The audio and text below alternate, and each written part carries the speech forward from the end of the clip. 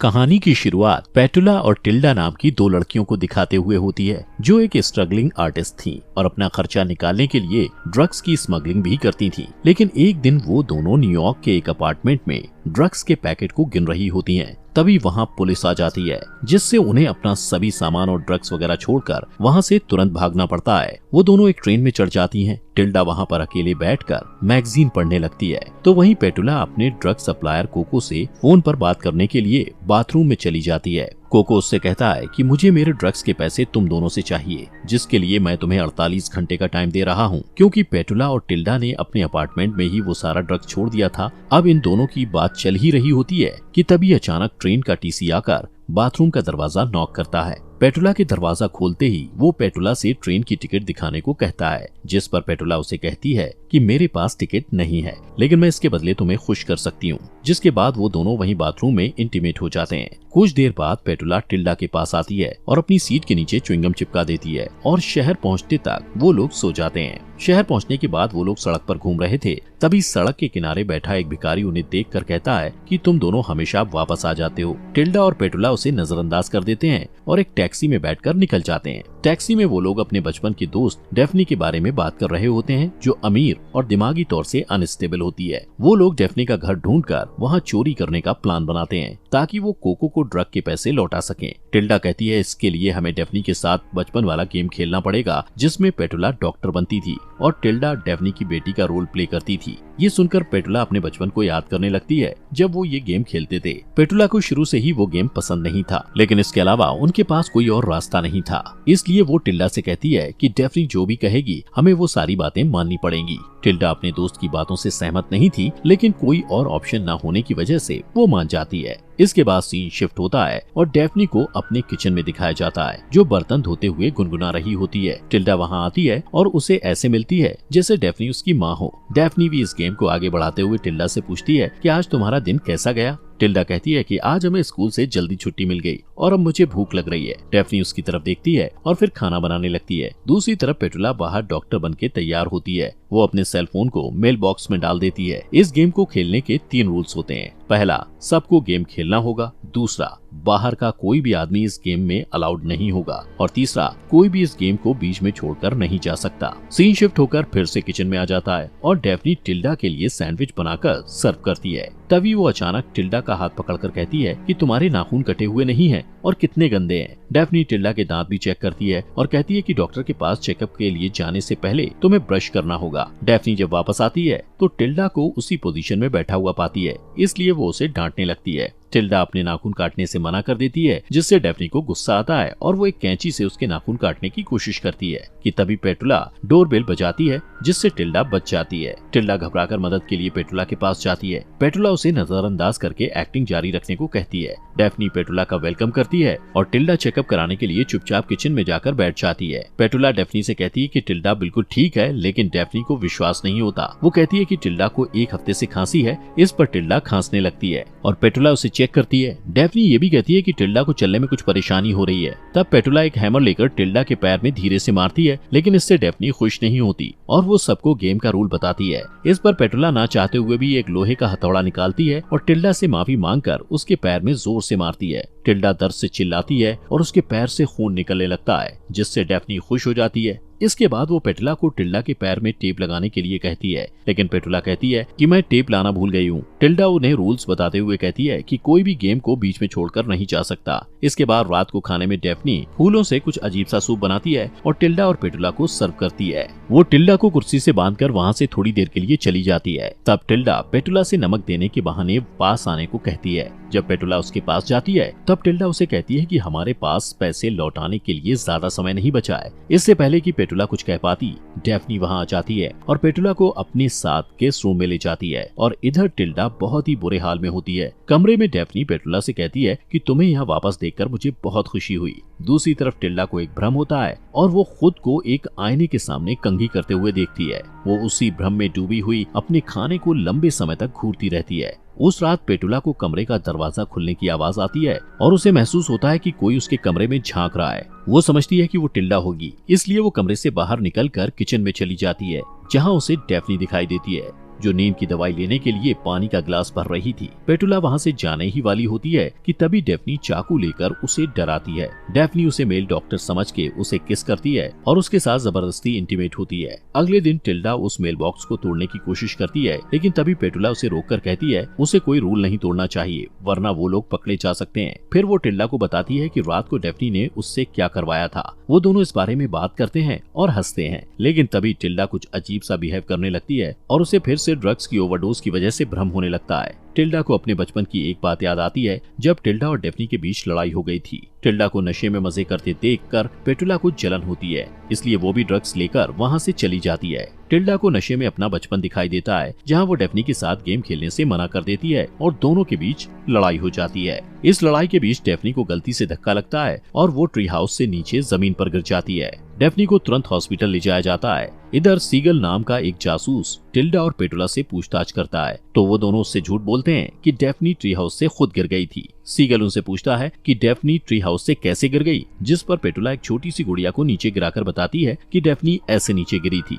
Seagull को दोनों की सच्चाई पर शक होता है और वो डेफनी के कमरे में जाता है, जहां डॉक्टर डेफनी की दादी को बताते हैं कि डेफनी ठीक तो है, लेकिन उसके पेट का अंदरूनी हिस्सा डैमेज हो गया है और इस वजह से वो कभी मां नहीं बन पाएगी। सीन फिर से प्रेजेंट में शिफ्ट होता है, जहां डेफनी बाथरूम में होती है और अपने प्रेगनेंसी टेस्ट के रिजल्ट को देखकर मुस्कुराती है। दूसरी तरफ पेटुला के ऊपर भी ड्रग्स का असर हो जाता है और उसे भी भ्रम होता है कि कोई उसके हाथ को जला रहा है। वो घबराई हुई डेफनी के कमरे में पहुंच जाती है। वहां उसे डेफनी के कार की चाबी मिलती है, जिसे लेकर वो बाहर की तरफ भागती है। बाहर उसे टिल्डा मिलती है और वो उसका हाथ पकड़कर कहती है कि हमें जल्दी यहाँ से निकलना होगा। वो लोग कार की तरफ जाते हैं और कार का दरवाजा खोलने ही वाले होते हैं कि तभी वहाँ डेफनी आ जाती है और उन्हें बैट से मारकर बेहोश कर देती है। इस बीच पुलिस स्टेशन में सीगल को किसी का कॉल आता है और वो उससे कहता है कि मैं डेफनी के केस को संभाल लूंगा। इधर टिल्डा और पेटुला को होश आता है, तब वो देखते हैं कि वो लोग चोटियों से बंधे हुए हैं। डेफनी इस खेल को बहुत ज्यादा गंभीर रूप से खेल रही थी और उसे लगता था कि उसकी दोस्त उसकी बेटी है और वो उन दोनों को अपने साथ ही रखना चाहती थी। टिल्डा और पेटुला खुद को आजाद करने की कोशिश करते हैं, पर तभी कोई मेन डोर पर आता है।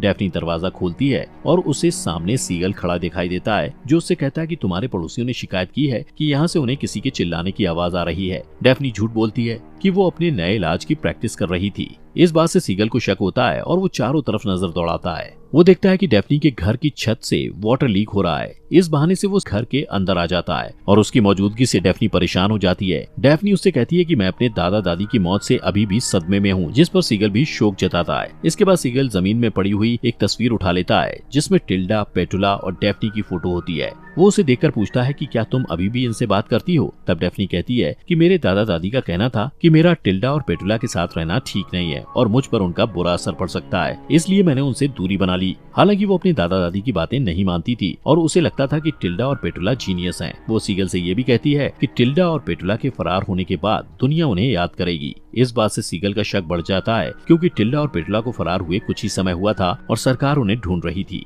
वो डेफनी से पूछता है कि तुम्हें टिल्डा और पेटुला के फरार होने के बारे में कैसे पता चला, क्योंकि ये खबर कोई नेशनल न्यूज नहीं है, इसलिए ऐसा नहीं हो सकता कि तुमने इसके बारे में कहीं पढ़ा हो। डेफनी के पास इस सवाल का कोई जवाब नहीं होता है, इसलिए वो चुप हो जाती है। तभी सीगल को ऊपर वाले कमरे से कुछ आवाजें आती हैं और वो ऊपर की तरफ जाने लगता है, पर डेफनी उसे रोककर कहती है कि पहले तुम मुझे सर्च वारंट दिखाओ। सीगल के पास सर्च वारंट नहीं होता। तब डेफनी कहती है कि तुम यहाँ से जा सकते हो। सीगल के पास और कोई रास्ता नहीं था, इसलिए वो जाने लगता है, पर जाने से पहले डेफनी को कहता है कि टिल्डा और पेटुला भागे हुए क्रिमिनल्स हैं। उसके जाते ही डेफनी घर के सभी रास्तों को बंद कर देती है। दूसरी तरफ टिल्डा और पेटुला को अभी तक घर की तिजोरी नहीं मिली थी। एक दिन नाश्ते से पहले डेफनी टिल्डा को हाथ धोने के लिए कहती है। टिल्डा चली जाती है और पेटुला डेफनी के साथ अकेली होती है। डेफनी पहेलियों में बातें करने लगती है, जिससे पेटुला उलझन में पड़ जाती है। डेफनी पेटुला से कहती है कि ये तिजोरी तक पहुंचने के लिए सुराग है और तुम इन पहेलियों के जरिए तिजोरी को ढूंढकर पैसे लेकर यहाँ से जा सकती हो। इसके बाद पेटुला टिल्डा के पास जाने के लिए भागती है, लेकिन किचन के बाहर ही टिल्डा उसे मिल जाती है,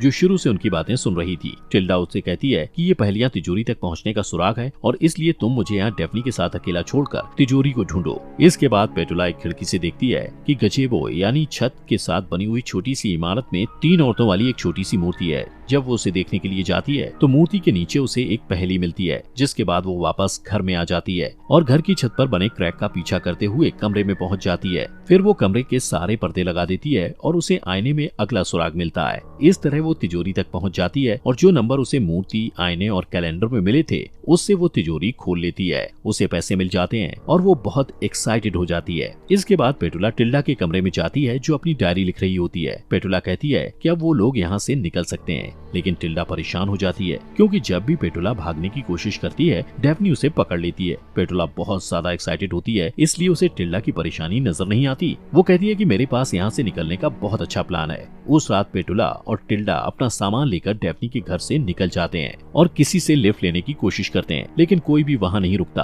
पेटुला को गुस्सा आता है और वो टिल्डा पर चिल्लाकर कहती है कि तुम मेरी बिल्कुल मदद नहीं कर रही हो। इस बात पर दोनों के बीच बहस शुरू हो जाती है और इस बीच डेफ्नी वहाँ आकर पेटुला को कार से टक्कर मार देती है। कुछ समय बाद पेटुला को होश आता है और वो खुद को व्हील चेयर में बंधा हुआ पाती है। यहाँ पता चलता है कि डेफ्नी उसे यहाँ से जाने नहीं देना चाहती थी। डेफ्नी पेटुला को एक कमरे में लेकर जाती है और टिल्डा को एक पिंजरे में बंद कर देती है। वो पेटुला से कहती है कि मुझे अचानक याद आया कि कैसे मैंने अपने दादा दादी को जहर देकर मार दिया था, क्योंकि वो मुझे केयर टेकर रखने के लिए बार बार फोर्स कर रहे थे, जिससे मैं परेशान हो गई थी। उन दोनों को सजा देने से पहले वो पेटुला को एक डरावनी सी मुस्कान के साथ देखती है, जिसे देखकर टिल्डा डर जाती है। इस बीच वो भिखारी जो टिल्डा और पेटुला से पहले मिल चुका था सीगल के पास जाता है और उससे कहता है कि मैंने टिल्डा और पेटुला को कल देखा था। इस दौरान डेफ्नी टिल्डा और पेटुला को कहती है कि अब तुम लोग यहाँ से जा सकते हो, लेकिन पुलिस तुम्हें ढूंढ रही है। फिर वो उनका मजाक उड़ाते हुए कहती है कि तुम्हारे शरीर के निशान की वजह से सरकार तुम्हें पहचान भी नहीं पाएगी। लेकिन अचानक डेफ्नी को गुस्सा आ जाता है और वो दोनों को अपने बच्चे के लिए कमरा साफ करने को कहती है। टिल्डा उसे सच्चाई बताते हुए कहती है कि तुम प्रेग्नेंट नहीं हो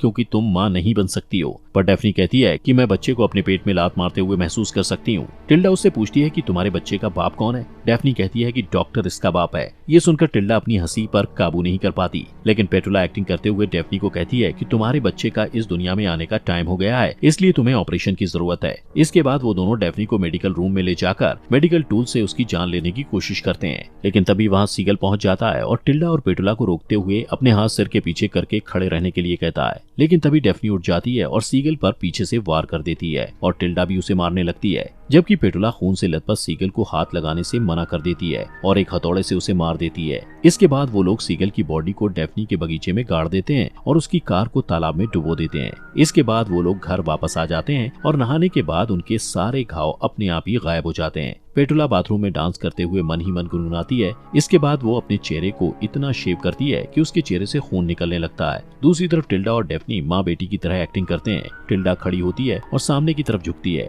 डेफ्नी भी ऐसा ही करती है और उन्हें देखकर ऐसा लगता है जैसे उन्होंने कोई परफॉर्मेंस खत्म किया हो। इसके बाद वो तीनों बगीचे में जाते हैं जहाँ टिल्डा खेलती है और पेटुला और डेफ्नी उस पर नजर रखते हैं। इतने में डेफ्नी पेटुला को अकेला छोड़ के चली जाती है। पेटुला को पता चलता है कि वो वहाँ अकेली है, तो वो गजेबो की तरफ चली जाती है जहाँ उसे खून से लथपथ सीगल दिखाई देता है और वो उसे देखकर डर जाती है। वो जब इस बारे में टिल्डा और डेफ्नी को बताती है तो वो दोनों उस पर हंसने लगते हैं। फिर वो लोग घर वापस आ जाते हैं और तभी पेटुला देखती है कि उसका मेल बॉक्स खुला हुआ है जिसमें वही गुड़िया रखी हुई थी जो उसने बचपन में सीगल को दिया था। इन सब से कंफ्यूज होकर पेटुला उस जगह पर जाती है जहां उन लोगों ने सीगल की बॉडी को दफनाया था। वो उस जगह को खोदती है, लेकिन वहां उसे सीगल की बॉडी नहीं मिलती। इसके बाद वो फ्रस्ट्रेट होकर वापस घर आकर सोफे पर बैठ जाती है। वो सोफे के नीचे देखती है कि वहाँ उसी तरह की च्युइंगम चिपकी हुई है जैसा उसने ट्रेन की सीट के नीचे चिपकाया था और वहाँ उसी तरह बहुत सारे च्युइंगम चिपके हुए थे। उसे वहाँ टिल्डा की डायरी मिलती है जिसमें वो सब कुछ लिखा होता है जो अब तक उनके साथ हुआ था। तभी वहाँ डेफ्नी आ जाती है और कहती है कि अच्छा हुआ जो तुम्हें ये डायरी मिल गई,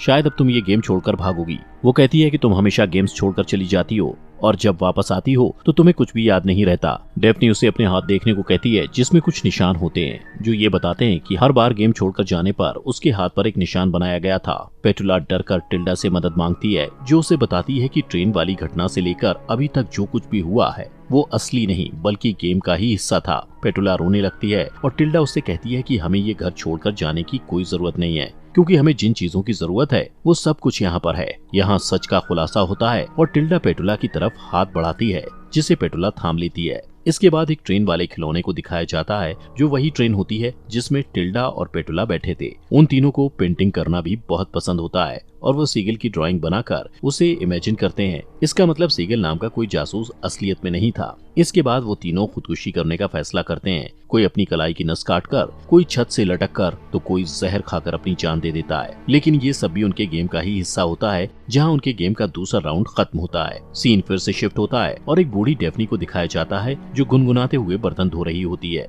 कि तभी कोई झुर्रियों वाला हाथ डोरबेल बजाता है। टिल्डा वहाँ आती है और डेफनी से ऐसे मिलती है जैसे वो उसकी माँ हो। यहाँ पता चलता है कि वो लोग कई सालों से ये गेम खेल रहे थे। टिल्डा, पेटुला और डेफनी मजे के लिए बचपन में ये खेल खेला करते थे, लेकिन जैसे जैसे वो तीनों बड़े होते गए, उनकी ये कल्पना उनके लिए असलियत में बदल गई।